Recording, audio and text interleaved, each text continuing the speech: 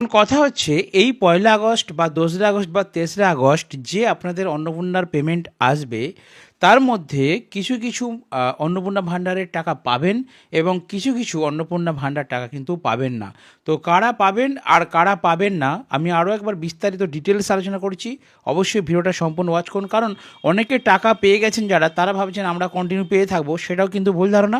আবার যারা টাকা পায়নি, রিজেক্ট হয়েছে, রিভার্টেড হয়ে গেছে, তারা ভাবছেন যে আমরা কোথায় আর পাবো না, সেটাও ভুল ধারণা। টোটাল আইডিয়াটা ক্লিয়ার হয়ে যাবে আমার এই ভিডিওটা সম্পূর্ণ দেখলে।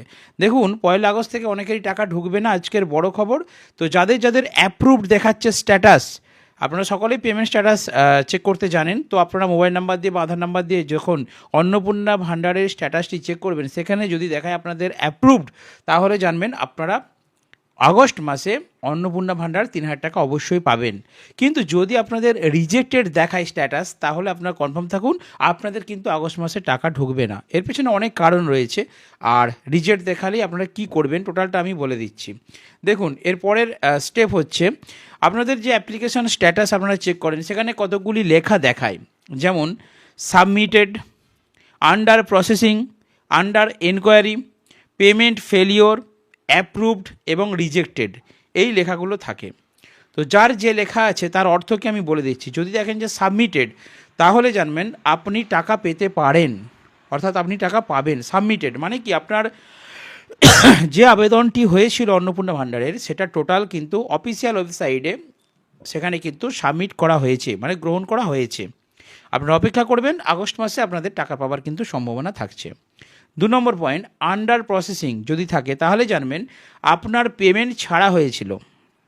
এই জুলাই মাসে আপনার পেমেন্ট দেওয়া হয়েছিল, কিন্তু আপনি টাকা পাননি, আপনার সেই জন্য রয়েছে কি আন্ডার প্রসেস হয়ে রয়ে গেছে, অর্থাৎ ওটা পেমেন্ট সাকসেস হয়নি। আন্ডার প্রসেস যদি থাকে, তাহলে জানবেন আপনি টাকা পেয়েছেন, আপনার টাকা সরকার থেকে ডিবিটি মাধ্যমে ছাড়া হয়েছে, বাট আপনি অ্যাকাউন্টে পাননি। এটা আপনার অ্যাকাউন্টগত সমস্যা, আপনাকে ব্যাংকে গিয়ে দেখতে হবে কী কারণে ঢোকেনি, আপনার যে অ্যাকাউন্টটা দিয়েছিলেন সেই অ্যাকাউন্টের ডিবিটি লিঙ্ক আছে কি না। টাকাটা ঢুকেনি, আন্ডার প্রসেসিং মানে টাকা ছেড়ে দেওয়ার পর কিন্তু আন্ডার প্রসেসিং লেখাটা আসে, আপনার টাকা ঢুকেনি, সেই জন্য আন্ডার প্রসেসিং দেখাচ্ছে। এরপর যদি দেখায় আন্ডার ইনকোয়ারি, তাহলে কি করবেন?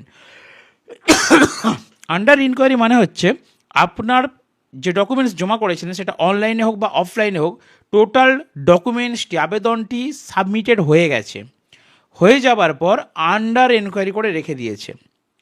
এইটা হচ্ছে বেশিরভাগ অন্নপূর্ণা ভাণ্ডার স্ট্যাটাসে কিন্তু আন্ডার এনকোয়ারি দেখাচ্ছে। এটার জন্য আপনাদেরকে কি করতে হবে? এটার জন্য আপনাদেরকে কিচ্ছু করতে হবে না, কারণ ওখানে স্ট্যাটাসটা কিন্তু চেঞ্জ হবে। হয় আন্ডার প্রসেস দেখাবে, নয় রিজেক্টেড দেখাবে, নয় অ্যাপ্রুভ দেখাবে। আন্ডার এনকোয়ারি মানে হচ্ছে আপনাকে এনকোয়ারিতে রাখা হয়েছে, অর্থাৎ আপনার পরীক্ষা নিরীক্ষা চলছে। এইটা যাদের দেখায় তাদের কাছে সম্ভবত ফোন আসতে পারে, বা আপনাদেরকে পঞ্চায়েত বা মিউনিসিপ্যালিটিতে ডেকে, বিডিও অফিসে ডেকে আপনার তথ্যগুলো ভেরিফিকেশন করতে পারে। আপনি যদি যান কোনো বিডিও অফিসে বা পঞ্চায়েতে, আপনার কিন্তু কোনো সলিউশন হবে না। আন্ডার ইনকোয়ারি মানে আপনাকে এটাই বলবো, আপনি অপেক্ষা করুন। আন্ডার ইনকোয়ারিতে আছে, আপনার এটা সম্ভবত অ্যাপ্রুভ হয়ে যাওয়ার সম্ভাবনা থাকবে, যদি সব কিছু ঠিকঠাক থাকে, এবং আপনি কিন্তু আগস্ট মাসে টাকা পেতে পারেন, অবশ্যই পেতে পারেন। যদি আপনার আন্ডার ইনকোয়ারি থাকে তাহলে আপনি পেতে পারেন, আর আন্ডার ইনকোয়ারি থাকলে কিন্তু আপনাকে কিছু করতে হবে না। পরবর্তী স্ট্যাটাস, পেমেন্ট ফেলিওর যদি দেখায়, পেমেন্ট ফেলিওর যদি হয়, এই যে আন্ডার প্রসেসিং থাকছিল, ওটা একদিনকে 2 দিন ছিল, তারপর টাকাটা ঢুকতে পারেনি, পেমেন্ট ফেল হয়ে গেছে। মানে এটা হচ্ছে 2 কারণে পেমেন্ট ফেল হয়। এক হচ্ছে যদি আপনার ব্যাংকের ডিবিটি লিঙ্কগত বা যে অ্যাকাউন্টে ঢুকাচ্ছে তার কোনো সমস্যা থাকে, সেই কারণে পেমেন্ট ফেলিয়ার হতে পারে। অথবা যখন টাকাটা যেই মুহূর্তে আপনার অ্যাকাউন্টের তরফ থেকে, সেই মুহূর্তে নেটের কোনো প্রবলেম ছিল, সার্ভার প্রবলেম ছিল, যার জন্য পেমেন্ট ফেল হয়ে গেছে। তার মানে আপনি কনফার্ম থাকুন যে আপনি টাকা পাওয়ার যোগ্য, আপনার অ্যাপ্রুভড হয়েছে, এবং তারপর যখন পেমেন্ট দিতে গেছে তখন পেমেন্ট ফেল হয়ে গেছে। আপনিও এই সমস্যা হলে ফার্স্ট ব্যাংকে যাবেন, আপনার অ্যাকাউন্টে কোনো সমস্যা আছে নাকি দেখবেন। দ্বিতীয় হচ্ছে আপনি পঞ্চায়েত বা ব্লক মানে বিডিওতে দেখা করে সেখানে আপনি ইনকোয়ারি অফিসে জেনে নেবেন যে আপনার পেমেন্টটি ফেলিয়ার হয়েছে, কী করতে হবে আপনাকে। এরপরে দেখুন অ্যাপ্রুভ যদি দেখায়, যদি আপনার স্ট্যাটাস অ্যাপ্রুভ দেখায়, তাহলে আপনি নিশ্চিন্তে একদম কনফার্ম হয়ে বসে থাকুন, আপনার আগস্ট মাসে টাকা কেউ আটকাতে পারবে না, আপনার অ্যাকাউন্টে অ্যাকাউন্ট ঢুকবেই, অ্যাপ্রুভড হয়ে গেছে। আর সর্বশেষ যে স্ট্যাটাসটি বলবো সেটা হচ্ছে রিজেক্টেড যদি লেখা দেখায়, তাহলে আপনি কনফার্ম হয়ে যান আপনি পাবেন না, আপনার বাতিল হয়ে গেছে। আপনি পাবার যোগ্য নন, সেটা যে কোনো কারণে হতে পারে। যতগুলো শর্ত দেওয়া আছে অন্নপূর্ণা ভাণ্ডারের, আমি আর পুনরুত্থান করছি না, টোটাল শর্তের মধ্যে আপনি কোনোটাই বাদ পড়ে গেছেন যে কোনো কারণে। কী কারণে বাদ পড়েছেন সেটা জানতে গেলে আপনাকে পঞ্চায়েতে যোগাযোগ করতে হবে।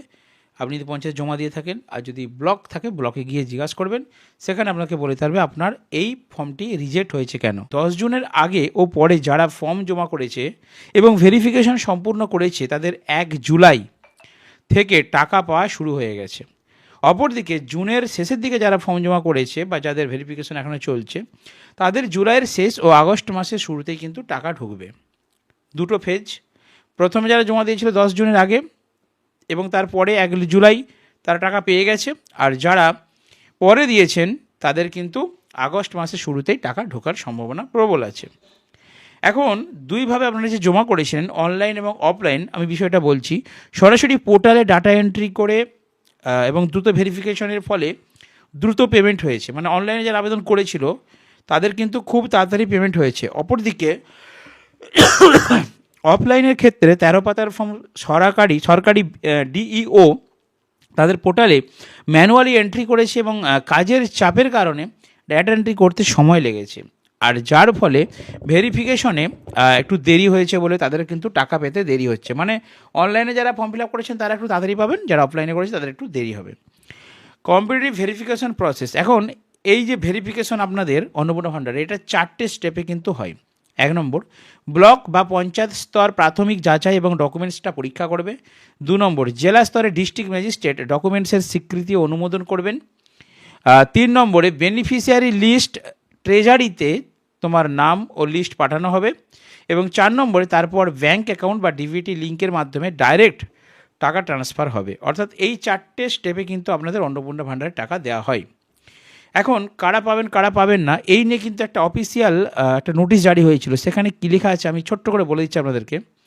এই শর্ত বা এই নিয়মগুলো যদি আপনাদের না থাকে, মানে এর মধ্যে যদি আপনারা পড়ে যান এর বাইরে, তাহলে কিন্তু আপনাদের রিজেক্ট হয়েছে। যে রিজেক্ট হয়েছে কেন, আমি কারণটা বলছি। সি ইজ এজেড বিটুইন, যারা আবেদন করবেন তাদের বয়স 25 থেকে 60 বছর হতে হবে। এর বাইরে হলে আপনাদের কিন্তু রিজেক্ট হয়ে গেছে, ঠিক আছে। 2 number, she is not any permanent government employment getting regular salary pension under union or the state government any statutory body.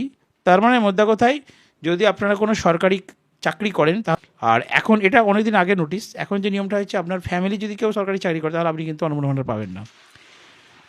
3 নম্বর আছে, she is not paying any income tax. যদি কেউ ইনকাম ট্যাক্স দেয় মহিলা, সেই মহিলা কিন্তু এই অন্নপূর্ণা ভাণ্ডার পাবেন না। তো এছাড়া আরও অনেক নিয়ম চালু আছে, আমি বিভিন্ন ভিডিওতে আপনাদের তুলে ধরেছি। তো কারা পাবেন আর কারা পাবেন না, আশা করি ডাউট ক্লিয়ার হয়েছে। অর্থাৎ যাদের পেমেন্ট স্ট্যাটাস রিজেক্টেড হয়ে গেছে তারা সম্পূর্ণরূপে বাতিল, আগস্ট মাসে টাকা পাবেন না। আর যাদের সাবমিটেড দেখাচ্ছে, আন্ডার প্রসেসিং আছে, আন্ডার এনকোয়ারি আছে, পেমেন্ট ফেলিওর আছে, অ্যাপ্রুভড আছে, তারা প্রত্যেকে কিন্তু এই আগস্ট মাসে টাকা পেতে পারেন, ঠিক আছে, পাওয়ার সম্ভাবনা রয়েছে। তবে আন্ডার এনকোয়ারি এবং আন্ডার প্রসেসিংয়ে থাকতে থাকতে যদি আবার ফেলিওর হয়ে যায় বা রিজেক্টেড হয়ে যায়, তাহলে কিন্তু নাও পেতে পারেন। তো আশা করি বুঝতে পেরেছেন।